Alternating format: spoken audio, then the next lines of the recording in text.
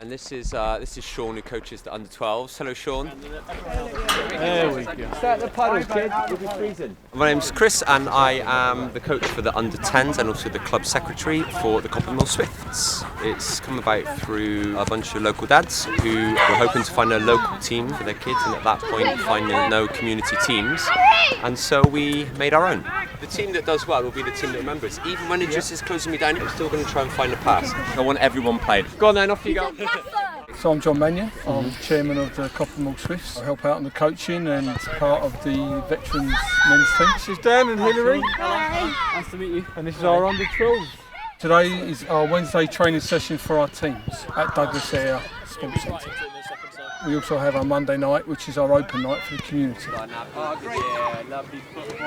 How often do you come? Every Wednesday.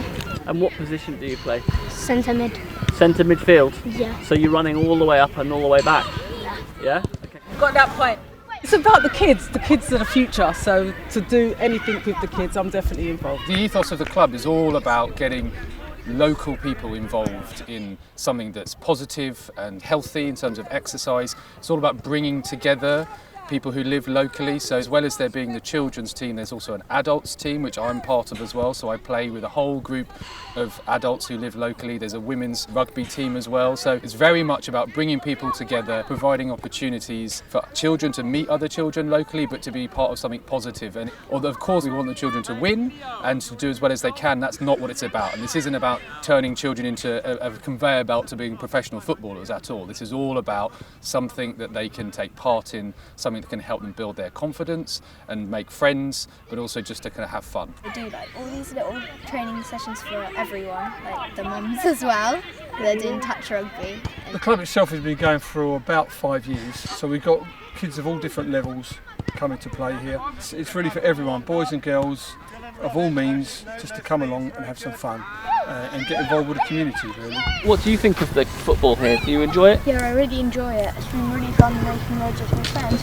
I barely knew half of the people here, and now I know them really well just because of this training and football. I was a bit scared at first, and then I turned up and it's really nice. So you like it? I really love You it. feel like part of it? Definitely. It's lovely to see all the, I don't know, just all the community action in a way, and it feels like there's so many kids of different ages here. So on Monday nights we just have an open night for the whole community to come down and play some football. From there, we've seen some of the kids have really grown and they've actually made it into the football teams where they play in the leagues. They've really flourished and they're really happy to make the teams. They've got their mind set on making a team, and they do, which is fantastic. So they've got an awful lot of confidence in themselves, a lot of self-belief from coming to the training and getting into the teams. Before I came at school, I wouldn't actually play proper football, but now I've gone from that to really good at football and playing matches on Saturdays and everything.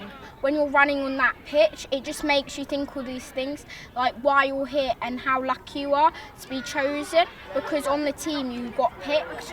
So you think, I'm doing this for the team, I've been selected out of so many people to play, and it's quite nice and thrilling. In the last 3 seasons, we've extended to 6 teams now, including 2 girls' teams. And particularly for the girls, it's teaching them so much more than just football. They're working on their confidence, having faith in yourself and believing in yourself and what you can bring to anything, not just football, just anything in general. We've learned to communicate more, like to shout for a ball, to pass, and also like when we're dribbling to not be afraid to just run with the ball. Sarah's always told us it doesn't matter what happens in the end of the day, it's just how you feel when you're playing that game. Right. That's benefited the team 1,000,000% because we've grown in a way.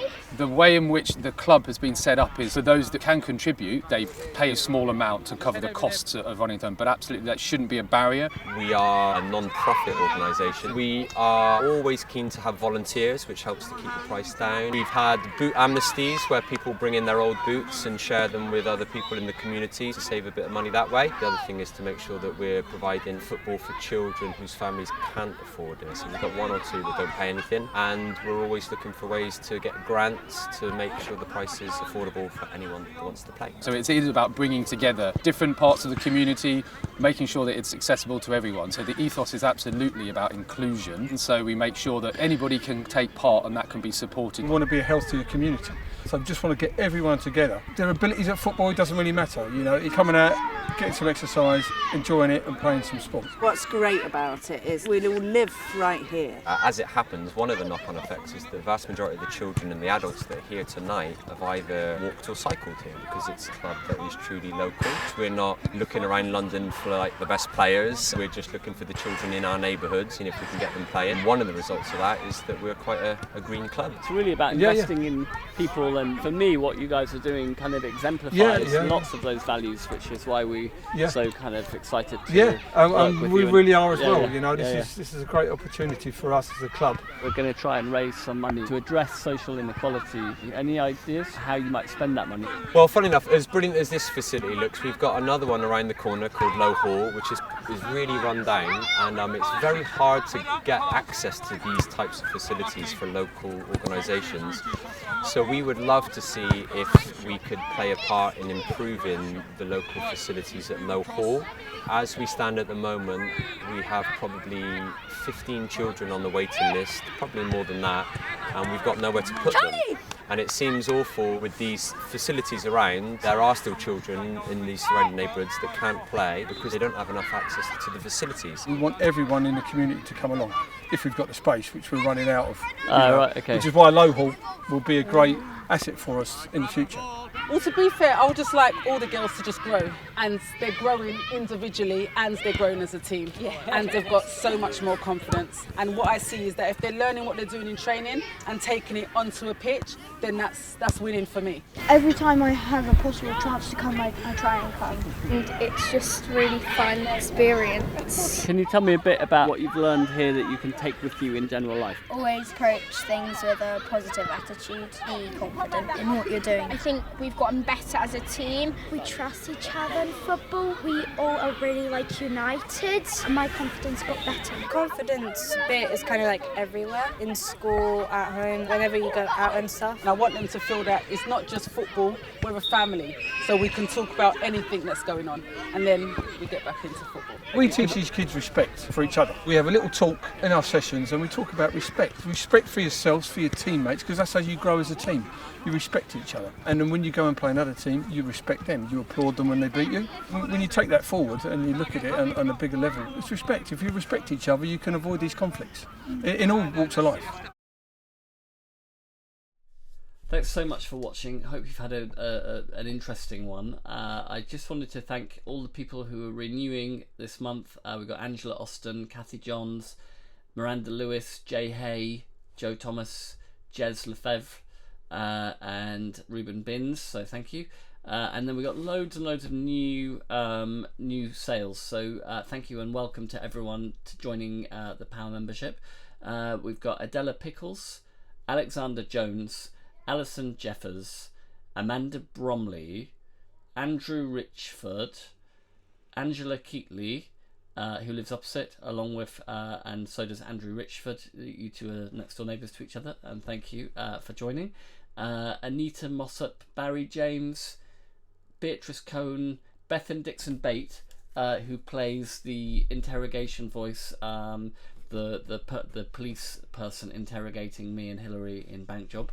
Thanks for joining. Caroline Maund, Charity Hall, Chris Poynton, Chris Webster, Christine McCartney, Colin Bridger, Donna Swan, Ed Stevens, Ella Riley Hall, Ewan Klein, Francis Woods, Gary McLarnon, George Sabapathy, who's helped edit Bank Job and has been a part of Power as well with the money printing team. Helen Grove White, thank you so much for upgrading.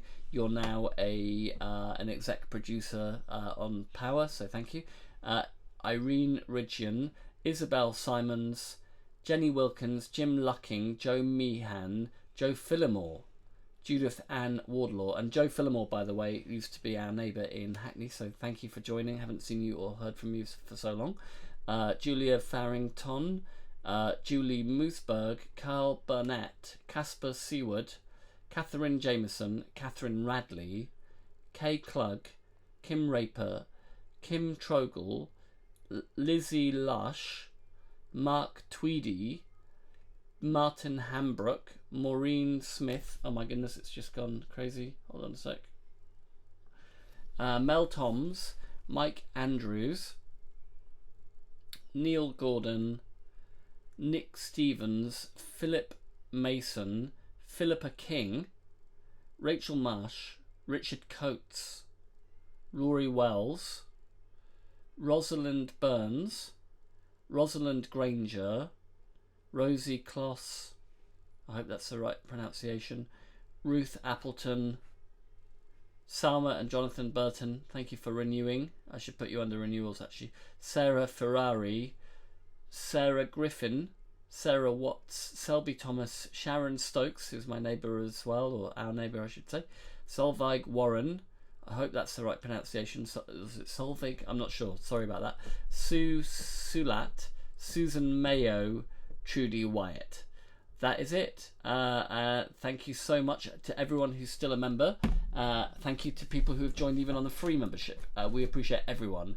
Please share the channel with your friends, subscribe and all the rest of it, and share also the free membership. We've got lots of cool events coming up, so and we will have more episodes. We are going on a short summer break. Our children are both off school, so but the membership itself continues, and we're setting up lots of events for autumn as well, so we will see you really soon. There will be another episode coming out on YouTube, although I cannot tell you exactly which day that will be, but it's coming soon, so watch this space and we will see you really soon. Cheers guys, bye.